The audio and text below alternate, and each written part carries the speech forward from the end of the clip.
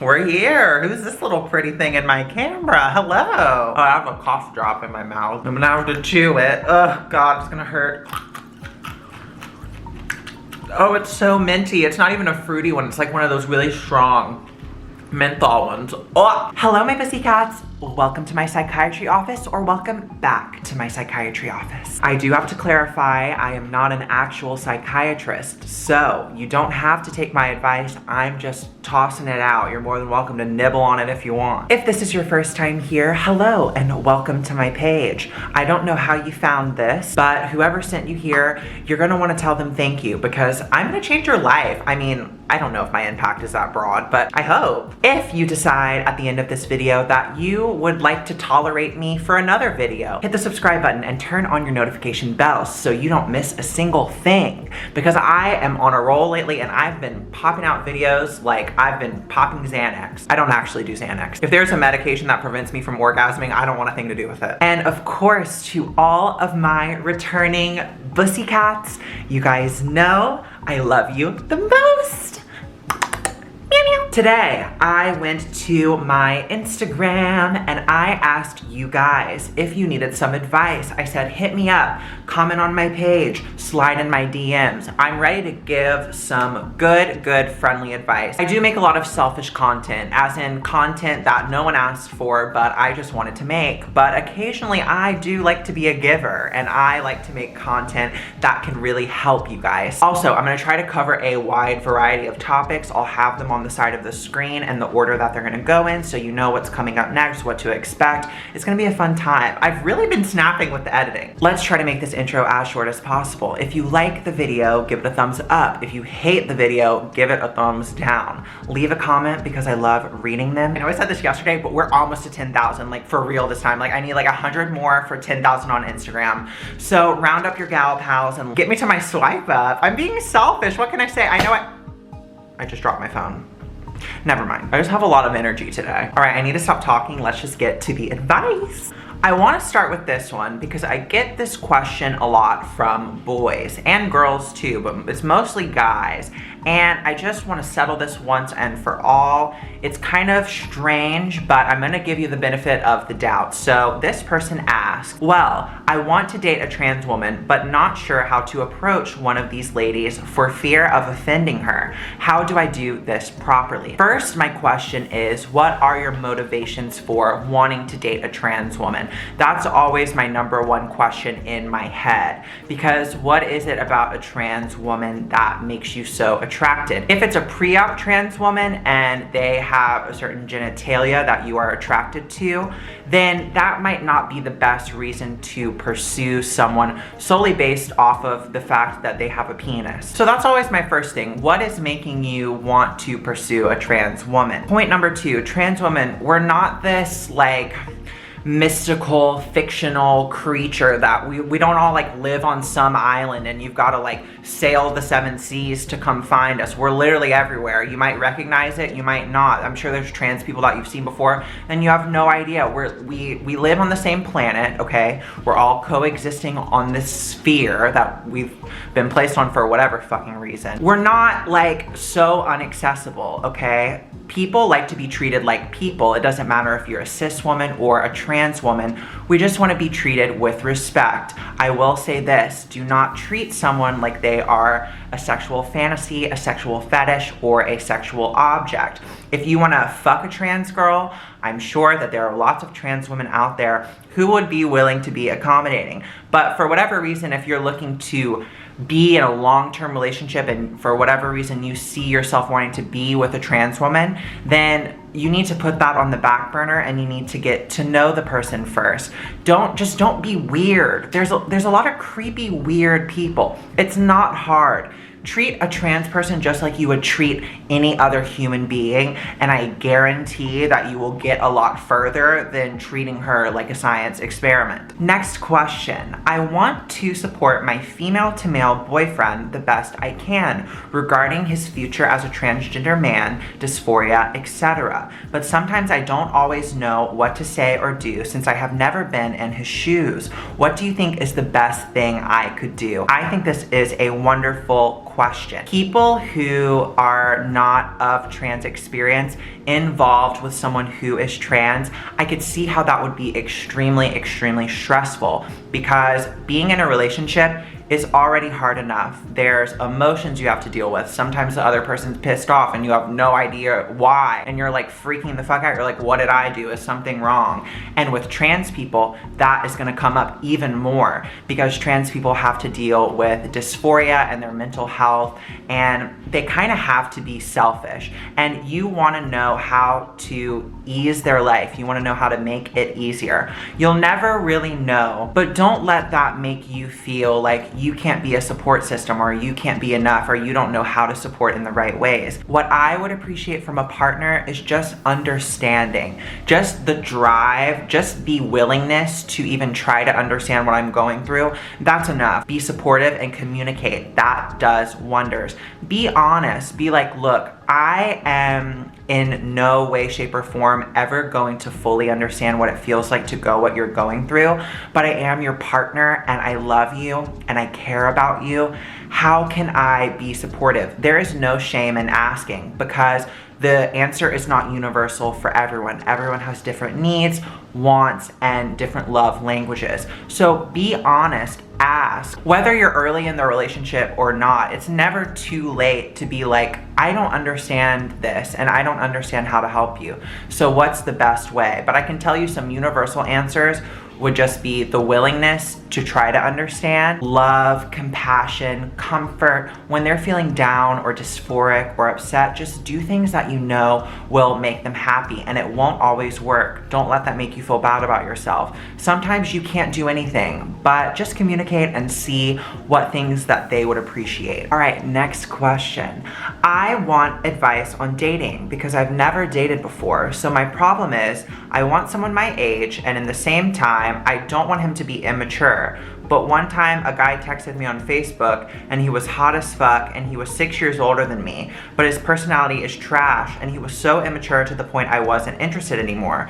So should I go on a first date before judging? There's a lot of little things in here that I want to touch on. So you've never dated before. That's really exciting. You feel like you're ready to date, and that's really cool, but you have to set your own boundaries. Don't necessarily set limitations for yourself based on age, because I can tell you from my perspective, I'm 22 years old, my boyfriend is 27 years old, so it's not a huge gap, but at this point in our lives, like in our 20s, it is a big gap, because there's a lot of things that a 27-year-old knows that a 22-year-old does not. So don't necessarily always base it off of age. Don't ever feel pressure to go on a date with someone just to like feel it out. If you're talking to someone and they're giving you a weird vibe or they're immature, trust that first gut instinct, because I can tell you that when I started talking to my now boyfriend, I never had any like inclination that like this person is fucking weird or like they're annoying or they're immature. I genuinely wanted to get to know him, and you need to go with that gut feeling. 3, don't rush dating. I will tell you this as well. The second that I was like, fuck this, like all these guys are really fucking gross and annoying and weird, I'm done. I don't really care about having a partner right now. I just want to work on myself and love myself and be on my grind. The second I started adapting that mindset, someone came into my life that was absolutely brilliant, and we're still together to this day. The second you start realizing that like, I don't have to date anyone, I don't have to be with anyone, I'm perfectly content on my own, it will come. And I tell that to so many trans girls. I'm not sure of your gender identity, but a lot of trans girls feel this overwhelming urge to like be with a man and have that stereotypical love story. These romantic ideas of relationships are not real. The second you stop looking for it, it will come to you. I don't necessarily know if it's something that you can force, because I've tried that in the past. It never worked out for me. Could it work out? I don't know. But one day you're gonna find somebody that you're really interested in, and they're really interested in you, and nothing will be forced, and it could work out. You never know. Next question. Is hauling ass into the city on every weekend from 9 to 6 to make more money worth the amount of fatigue and mental stress. I like the job and it pays well, but I just started it and it's giving me zero free time to calm down and relax. I'm also a full-time student during the weekdays. Your girl has no free time. I can speak on this from personal experience. Without putting my boyfriend's tea all over the internet, I will tell you this. Currently, he is full-time employed and a full-time student. And watching someone that I truly love go through that is extremely difficult because I can see how fatigued and tired he is. So just from judging from that personal experience that I've had, do I think that it's worth it? Absolutely not. I think number one priority is taking care of yourself and making sure that you are healthy. Of course, sometimes you've got to push your limits and it's not always going to feel 100% healthy and you're not always going to be happy and rested. There's going to be times where you just got to push through it. But if it's becoming too much to the point where like you don't have any free time, it sounds like you've got a lot on your plate. It really, really is important to just step back and evaluate your situation. You have to sit down and look at everything and be like, am I comfortable with this? Am I happy? Do I feel healthy? And if the answer is no, then you've got to take some stuff off of your plate because the money is never going to be more worth it than your happiness and like your sanity. So evaluate the situation. Is it just hard? Like, is it just like a little more difficult, but you can still handle it? Or is it just way too much? Next question. Do you have any advice on how to not give a shit about people's opinions on me starting a YouTube channel? It's something I've always wanted to do and I feel very passionate about it. But the thing that's stopping me is the fact that as soon as I left school, I transitioned. But I always think about a certain group of guys I knew, and I was friendly with most of them. I was friends with everyone in school, but I distanced myself from everyone in the last year because I thought it would be easier on myself and them for when I transition. It seems like you're a pleaser, you're a people pleaser, right? But the thing is, when you are getting into something that you're passionate about or something that you see as a potential career path, you've got to take that and compartmentalize it. That's a big thing that I am learning right now at the age of 22, is to take worries and fears, put them in a box and just set them to the side, set them on the back burner for a little bit. Realize that it's not helping you. It sounds like you really, really want to start a YouTube channel and that's really exciting and it seems like it's something that you're passionate about. Just do it. You cannot limit yourself off of the fear of what someone else is gonna think, especially with something as easy as a YouTube channel. It's not even like you have to do it in person. Post your videos, be comfortable. Don't worry about people's opinions or if people are gonna hate you or if someone's not gonna wanna be your friend anymore because you start making YouTube videos. I'll tell you that. If someone is gonna not like you because you make videos on the internet or they don't like what you talk about, then that's not someone who should be in your life at the first place. I don't want to see you limit yourself. If you want to start a YouTube channel, start a YouTube channel. It's really fun. I'm just saying, it's really fucking fun. Next question. What's your advice for someone working in the service industry who is transgender? How do you deal with customers? I had to answer this question because I can absolutely 100% relate. If you guys didn't know, I was a server at a restaurant for 3 years. So I know what it's like to have to deal with customers who can be rude or insulting or just straight up mean. Well, they'll laugh at you to your face. They don't care. They're at dinner, right? They're like, oh wow, look at this person who's serving us. Then it just becomes like the conversation at the dinner table, like, oh, what is it? Again, it's all about trying your best to compartmentalize. For me, some days were way easier than others. Some days people were really nice to me. Some days I went in looking like a hot busted mess and people treated me like shit. You have to compartmentalize and be like, look, I'm here to do my job. I'm here to make my money, get my coin, get my bag so I can pay my bills. I'm not gonna let you make me feel like shit. Try to let your personality shine through as well. If people can sense that you're timid and anxious and scared of like what people are gonna say about you, they're gonna be a lot worse to you because they're gonna be like, wow, look at that weak bitch. And I'm not saying that you are weak. I'm just saying try to put your best foot forward, be confident, stand up with your shoulders back, and just be confident, smile, and be nice. I talked about this in my last video, but people find it extremely difficult to be rude to people who are very nice and friendly. So if you just let that friendliness and your personality shine through, and it'll make your life a lot easier. Next question.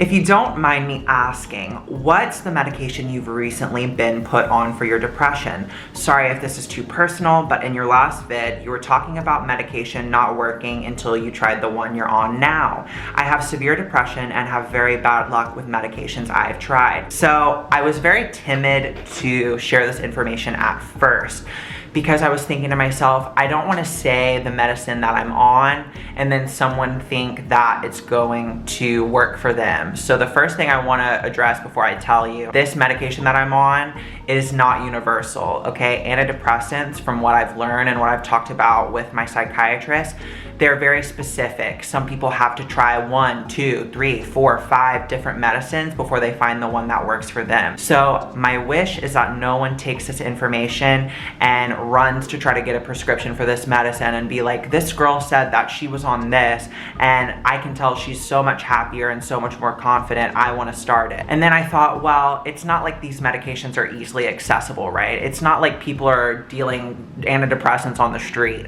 So it makes me a little more comfortable knowing that no one could like go get that willy-nilly. So the medication that I am on is called Wellbutrin. The one that I tried before, I don't remember the name of it, but it was absolutely horrible for me. So that's the medication that I'm on now. I can tell you that it has completely changed my life. And kind of in the same topic, I do want to touch on this because I've talked about it before, but I don't think I talked about it enough. Realizing that you cannot overcome something by yourself is not weak. And don't ever let anyone make you feel like the fact that you are seeking out medication for your issues is weak. I think it's actually one of the strongest things that you can do. It takes a lot of putting your ego to the side and just being like, I can't do this by myself. I've tried everything. I need a little more help. I think that is one of the strongest things that you can do. Of course, no one should be taking medication without the supervision of a psychiatrist or a doctor or someone who knows what they're talking about. So step number 1 is just realizing that, hey, I need a little extra help, and then going to speak to someone who can guide you through it and help you and get you on something that they think will be best for you. It's trial and error, but I hope that if that is the route you decide to go down, that you can find something that works for you, because I can tell you that it has completely changed my life. And the final question. I have a lot of anxiety all the time about everything. I also suffer from OCD. I'm unmotivated and stay home all day. I go to therapy and all, but I feel like my life is fucked. How do I unfuck my life? This one really resonated with me because I was at a crossroads fairly recently, and I've reached this crossroads multiple points and stages in my life of just sitting and like looking around and being like, this is fucked up. How do I fix it? I don't know what to do. What's going on? It feels like it's just a clusterfuck and you don't even know where to start. So I'll go ahead and get into what has helped me the most and how, when I felt like that, I've unfucked my life. I love that term. I think that's a great way to describe it. So I think the first step is realizing that your life is a clusterfuck. That is the very beginning, because there are a lot of people, myself included, I've been going through life and slowly things just start to unravel. Things start to get a little out of control and it kind of starts spiraling. Sometimes in the moment you don't realize that you're losing control or that your life is getting out of control. So my advice to you is to start deconstructing everything. You've got to look at the ball of intimidation and realize that it's fucking huge, and there's this 20 different things that you've just let slip and everything feels out of control. You've got to look at this big ball of shit and just start picking things out of it, putting them in boxes, saying, okay, this is a problem that I'm having right now. I'm gonna put it right here. What is a way that I can fix this without looking at the ball, right? Without looking at anything else. Take it off, pick it from the tree, the problem tree, let's just call it that.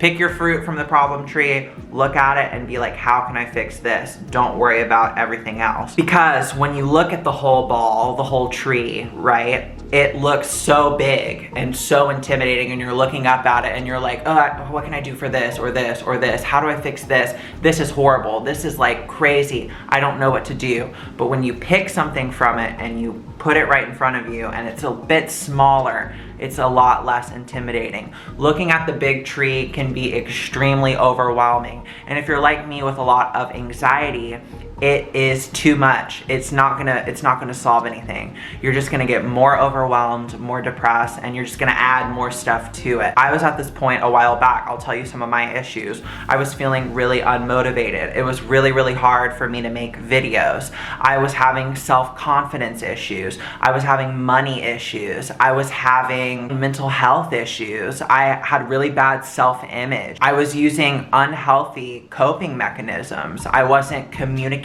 well with my partner, and all of those things really boiled up, and it just made me look at it and be like, holy shit, I'm about to overflow. So what I did was just take things one thing at a time, and I think that is a really, really effective way to ease some stress. And when you start knocking things off and you're looking back up at it again, it still might be overwhelming, but the more things you knock off, the less stressful that it's gonna be. And once you get everything off the tree and nothing's there anymore and things start popping up, then you know, don't let it get to where it was before. Handle it in the moment, try to recognize it, and go from there. So pussycats, that was my advice for you. Down in the comments, if you have any other advice to give anyone else, be sure to speak on it. I am not the queen of advice. I do not have all the answers. So if you've experienced any of this kind of stuff, or if you want to chime in, feel free to do so. That is all I have for you today. I love you so, so much. If you wouldn't mind, like I said, please interact with this video.